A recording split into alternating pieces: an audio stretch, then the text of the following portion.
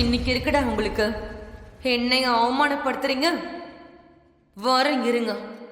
ஹம்.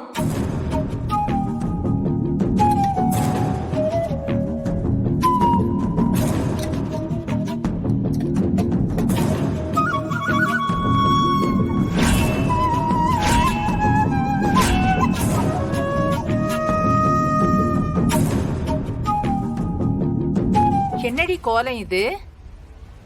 வீடான வீட்டுல தலைய முடிஞ்சு கொண்ட போடாம ஏன் இப்படி முடிய விரிச்சுக்கிட்டு அலங்கோலமா வந்து நிக்கிற?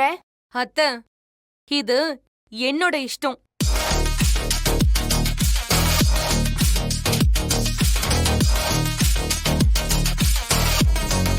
நான் இனிமே இப்படிதான் இருப்பேன். இனிமே யாரும் என்ன எந்த ஒரு கேள்வியுமே கேட்க கூடாது. இப்ப நான் உன்னை என்ன கேட்டுட்டேன்னு இப்படி மூஞ்சில் அடிச்ச மாதிரி பேசுற? அண்ணி, என்ன பாத்துட்டே இருக்கீங்க? சாப்பாடு வைங்க அண்ணி. ஏய் சிவா,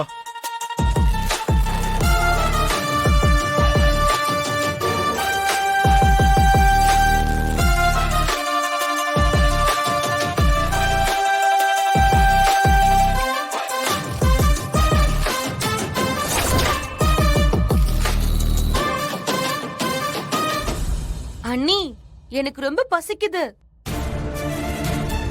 சீக்கிரம் சாப்பாடு வைங்க. ஏய் உனக்கு என்னடி அவ்வளவு திமிரு? அக்கா அண்ணிலாம் சாப்பிடாம இருக்காங்கல்ல, அவங்க கூட சேர்ந்து சாப்பிட வேண்டியதானே? அண்ணன் இங்க உட்காந்து சாப்பிட்டுக்கிட்டு இருக்காரு, அவரோட சேர்ந்து நீ சாப்பிட உட்காந்துருக்க. ஏங்க, எனக்கு பசிக்குது, நான் சாப்பிட போறேன். அடுத்தவங்களுக்காகலாம் என்னுடைய பசியை நான் கட்டுப்படுத்த முடியுமா? அவருக்கு பசிக்கலன்னா சாப்பிடாம இருக்க சொல்லுங்க. என்ன எதுக்கு சாப்பிடாம இருக்க சொல்றீங்க? இப்பதானே அண்ணன் வேலையை முடிச்சுட்டு வந்து சாப்பிட உட்காந்துருக்காரு, இன்னும் அவரு சாப்பாட்டுல கையா வைக்கலடி. ஏண்டி இப்படி ஏதாவது பிரச்சனை பண்ணிக்கிட்டே இருக்க? இங்க பாருங்க, நான் எந்த பிரச்சனையும் பண்ணல. எனக்கு இப்போ பசிக்குது, நான் சாப்பிட போறேன். உங்களுக்கு பிடிக்கலனா கிளம்புங்க. பார்வதி, வேணாம்.